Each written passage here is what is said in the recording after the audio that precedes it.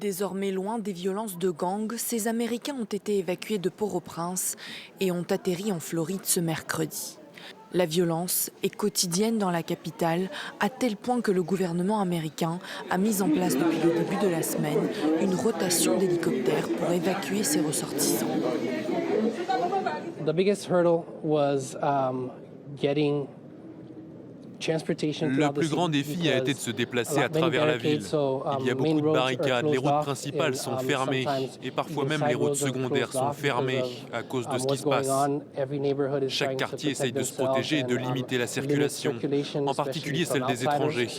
Le plus difficile a donc été de se déplacer et de se rendre à l'aéroport pour prendre l'avion. Chaque jour, des citoyens américains quittent Haïti, exfiltrés comme des soldats en zone de guerre.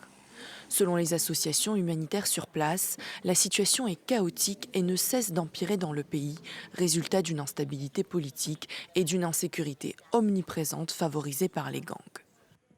Les gangs continuent de recourir systématiquement à la violence sexuelle.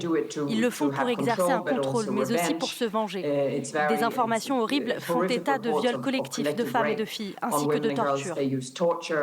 Ce jeudi, les autorités haïtiennes ont annoncé la mort du chef de gang Tigreg qui s'était évadé de prison début du mois.